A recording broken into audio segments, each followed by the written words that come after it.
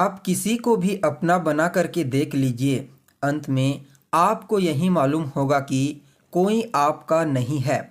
नमस्कार दोस्तों, मैं ज्योतिष आचार्य वासुदेव मिश्रा आपका अपने चैनल सत्य की खोज में हार्दिक अभिनंदन करता हूं। दोस्तों, आज का यह ज्योतिष का कार्यक्रम आप लोगों के लिए यानी कि मेष राशि वालों के लिए बेहद ही ज़्यादा खास कार्यक्रम साबित होगा। जैसा कि आपने थंबनेल में स्पष्ट रूप से देख ही लिया होगा कि मंगल का तांडव देखेगी पूरी दुनिया। आपकी किस्मत होगी सातवें आसमान पर। सफलता और भाग्य की ऐसी सीढ़ी आज तक नहीं देखी होगी। जी हाँ दोस्तों, आपने बिल्कुल ठीक सुना, कुछ ऐसा ही अब आपके जीवन में होने वाला है। आज हम चर्चा करेंगे सेनापति मंगल के राशि परिवर्तन प्रभाव के बारे में। जी हाँ दोस्तों, 28 दिसंबर 2023 की प्रातः 3:02 पर भूमिपुत्र मंगल अपनी वर्तमान वृश्चिक राशि को छोड़ करके देवगुरु बृहस्पति की मूल त्रिकोण राशि धनु राशि में प्रवेश कर चुके हैं, जहां पर वह 5 फरवरी 2024 की शाम तक रहेंगे। फिर उसके पश्चात अपनी उच्च राशि मकर राशि में प्रवेश कर जाएंगे। वैसे देखा जाए तो मंगल एक राशि में लगभग 45 दिनों तक संचरण करते हैं, लेकिन जब मंगल की गोचर की चर्चा होती है तो सदैव इसकी चर्चा बृहद होती है। क्योंकि कर्म प्रधान विश्व रचि राखा। जो पुरुषार्थी हैं, जो पुरुषार्थ में विश्वास करते हैं, कर्म में विश्वास करते हैं, उनके लिए मंगल के गोचर को समझना अत्यंत ही आवश्यक होता है। क्योंकि मंगल हिम्मत है, शक्ति है, पराक्रम, हथियार, ऊर्जा, वाद विवाद, क्रोध, अहंकार है। मंगल अपने इन्हीं कारकत्वों के कारण हमारे जीवन के विभिन्न पहलुओं को नियंत्रित करते हैं। कुंडली में मंगल का बलवान होना जातक को साहसी प्रवृत्ति का बना देता है, किसी से न दबने वाला, सदैव मेहनत में विश्वास रखने वाला। और अगर वहीं कुंडली में मंगल कमजोर हो तो जातक दब्बू प्रवृत्ति का हो जाता है, परेशानियों से शीघ्र घबरा जाता है। इसलिए मंगल का हर किसी की कुंडली में बलवान होना बेहद ही आवश्यक है। तो दोस्तों, ऐसे में पूरे विस्तार के साथ जानने का प्रयास करेंगे मंगल अपने मित्र देवगुरु बृहस्पति की मूल त्रिकोण राशि धनु राशि में गोचर करते हुए किस प्रकार आपको परिणाम प्रदान करेंगे। मंगल के इस गोचर काल को बेहतर बनाने के लिए क्या उपाय आपको करना चाहिए, हर एक जानकारी आपको विस्तार के साथ बताएंगे। इसलिए कार्यक्रम को अंत तक देखने का प्रयास करें। और अगर आप अपनी जन्म कुंडली पर हमसे परामर्श लेना चाहते हैं तो वीडियो के अंदर और डिस्क्रिप्शन बॉक्स में आपको नंबर मिल जाएगा, जहां से आप संपर्क करके अपनी जन्म कुंडली का विस्तार पूर्वक विश्लेषण करवा सकते हैं। देखा जाए तो मंगल उच्च अभिलाषी होकर के धनु राशि में संचरण कर रहे हैं, लेकिन पहले से ही इस राशि में सूर्य मौजूद हैं और उनके ऊपर देवगुरु बृहस्पति की दृष्टि पड़ रही है, 9वीं दृष्टि, जिसके परिणाम स्वरूप यह राशि और यह भाव पहले से ही ऑलरेडी बेहद ही ज़्यादा मजबूत पड़ा हुआ है। और ऊपर से यहाँ पर मंगल का गोचर करना यह और भी ज़्यादा श्रेष्ठ साबित होगा। क्योंकि यहाँ पर मंगल और सूर्य की युति बनेगी, जिससे पराक्रम योग का निर्माण होगा। और इस युति के ऊपर देवगुरु बृहस्पति की दृष्टि का पड़ना तो फिर कहना ही नहीं। इसके साथ ही इस राशि में संचरण करते हुए मंगल शनिदेव के साथ तीसरे 11वें का संबंध बनाएंगे, यानी कि लाभ का संबंध, और राहु के साथ केंद्र का संबंध बनाएंगे। यानी कि कुल मिलाकर के देखा जाए तो गोचर कुंडली में यह स्थिति अत्यंत ही श्रेष्ठ बनने जा रही है। अब मंगल जो कि धनु राशि में संचरण कर रहे हैं, शनिदेव के साथ तीसरे 11वें का बनाएंगे ही बनाएंगे। यहाँ पर आप लोगों के लिए यानी कि मेष राशि वालों के लिए मंगल का यह जो गोचर है, यह आपकी कुंडली में आपकी राशि से 9वें स्थान में हुआ है। तो ऐसे में एक शब्द में आपके लिए कहा जा सकता है कि आपके जीवन में एक नया दौर प्रारंभ होने वाला है। 9वें स्थान में मंगल का गोचर करना, वह भी सूर्य के साथ। सूर्य इस भाव में कारक होते हैं और देवगुरु बृहस्पति की दृष्टि से दृष्ट होंगे तो फिर कहना ही नहीं। सबसे पहले तो यह आपकी आध्यात्मिकता में रुचि बढ़ा देंगे। इस समय अध्यात्म के प्रति आपका झुकाव रहेगा, धार्मिक क्रियाकलाप में आपकी रुचि बढ़ेगी। इस समय आप धार्मिक क्रियाकलाप में बढ़ चढ़ करके हिस्सा लेंगे और कुछ दान पुण्य का कार्य भी आप इस समय करने वाले हैं।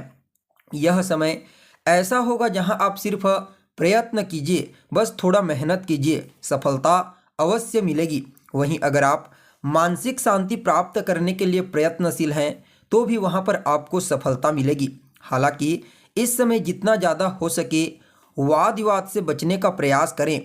कोशिश यही कीजिए, चाहे वह पिता के साथ हो, माता के साथ हो या फिर घर के अन्य सदस्य के साथ, किसी का अपमान आपको इस समय नहीं करना है। यात्रा आपके लिए बेहद ही लाभप्रद साबित होगी। भाग्य का साथ तो मिलेगा ही मिलेगा। इस समय सरकार पक्ष से विशेष सहयोग आपको मिलता हुआ नजर आ रहा है। शासन प्रशासन में आपकी पकड़, आपकी पैठ बनेगी। वहीं नौकरी पेशा लोगों के लिए भी यह गोचर बहुत ही बढ़िया है। संभल करके आगे चलते जाइए। इस गोचर काल के दौरान आप हर किसी को संतुष्ट कर देंगे। अगर राजनीति से जुड़े हुए हैं तो फिर कहना ही नहीं। सरकारी नौकरी करने वाले जातकों के लिए भी यह गोचर बहुत ही बढ़िया है। आपके परिश्रम, आपके पुरुषार्थ में वृद्धि होगी। अगर बात उन सभी लोगों की जाए जो व्यापार करते हैं, स्वतंत्र व्यापार करते हैं, परिश्रम जितना ज़्यादा हो सके इस समय परिश्रम कीजिए, कहना ही नहीं।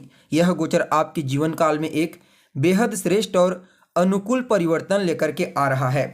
जैसा कि आप सभी लोगों को मालूम है, मंगल जहां बैठते हैं वहां से चौथी, सातवीं और आठवीं दृष्टि रखते हैं। अब मंगल धनु राशि में उच्च अभिलाषी होकर के आपकी राशि से नवम स्थान में भाग्य भाव में गोचर कर रहे हैं। आपकी राशि के इस समय स्वामी जो बनते हैं वह मंगल ही बनते हैं। इसलिए दोस्तों इनका भाग्य भाव में गोचर करना अत्यंत ही श्रेष्ठ कहा जा सकता है।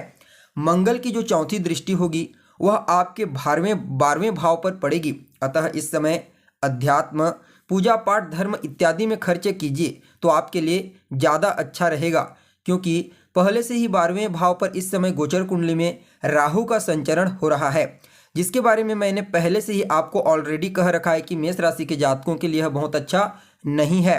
राहु पर मंगल की दृष्टि होने के कारण कहीं ना कहीं परेशानी में खर्च हो जाए। उससे अच्छा है कि आप अपने धन का सही जगह पर खर्च करें, और वह जगह है पूजा पाठ, धार्मिक अनुष्ठान, यज्ञ। अगर आप इन क्षेत्रों में खर्च करेंगे, जरूरतमंद लोगों की मदद करेंगे तो आपके धन का सदुपयोग होगा। तो वहीं दोस्तों मंगल की जो 7वीं दृष्टि है वह तीसरे भाव पर पड़ेगी, जो आपके पुरुषार्थ में जबरदस्त तरीके से वृद्धि कराएगी। और वहीं मंगल की 8वीं दृष्टि चतुर्थ भाव पर होने से यह नीच दृष्टि तो होगी, परंतु फिर भी इसके बावजूद मंगल उच्च अभिलाषी हैं, इसलिए ज़्यादा कोई दिक्कत नहीं होगी। हालांकि इस समय माता के स्वास्थ्य का आपको ख्याल रखना है। इस गोचर काल के दौरान यात्रा कीजिए। यात्रा के लिए यह समय बहुत ही अच्छा साबित होगा। तो वहीं विद्यार्थियों के लिए भी इस गोचर काल को मैं बहुत ही बढ़िया कह सकता हूँ। जो लोग पुलिस, मिलिट्री इत्यादि से संबंधित क्षेत्र में जितने भी विद्यार्थी हैं, बस आप प्रयत्न कीजिए, सफलता अवश्य मिलेगी। खास करके प्रतियोगी परीक्षा के विद्यार्थियों के लिए यह गोचर अत्यंत ही श्रेष्ठ साबित होगा। जो लोग किसी मल्टीनेशनल कंपनी में जॉब करते हैं और विदेश गमन के लिए प्रयत्नशील हैं, तो उनके लिए भी मंगल बेहद ही लाभदायक साबित होंगे। यानी कि कुल मिलाकर के देखा जाए तो मेष राशि के जातकों के लिए कहना ही नहीं, यह गोचर अद्भुत होने वाला है, अत्यंत श्रेष्ठ। आपको केवल और केवल फायदा मिलने वाला है। मंगल के इस गोचर का और ज़्यादा विशेष लाभ लेने के लिए मंगलवार के दिन लाल चंदन अपने माथे पर आपको अवश्य लगाना है। जी हाँ दोस्तों, अगर आप मंगलवार के दिन लाल चंदन घिस करके अपने माथे पर लगाते हैं तो यह आपके लिए अत्यंत ही श्रेष्ठ साबित होगा। लेकिन आप यह बात हमेशा याद रखिए कि जब आप चंदन बनाते हैं, घिसते हैं, तो सिर्फ खुद के लिए मत बनाइए। वहाँ पर आपको सबसे पहले हनुमान जी को वो चंदन लगा देना है, उसके पश्चात आपको अपने माथे पर लगाना है। यह समय आपके लिए अत्यंत ही श्रेष्ठ साबित होगा। हर मामले में इस समय आपको लाभ की प्राप्ति होगी। यानी कि मंगल इस समय आपके जीवन में तांडव मचाने वाला है, सफलता का, तरक्की का और आय का। जी हाँ, यह समय हर मामले में आपके लिए श्रेष्ठ साबित होगा। तो दोस्तों कैसी लगी आपको जानकारी, कमेंट करके बताइए। फिर मिलते हैं एक नए और ताज़ा एपिसोड में। तब तक के लिए नमस्कार।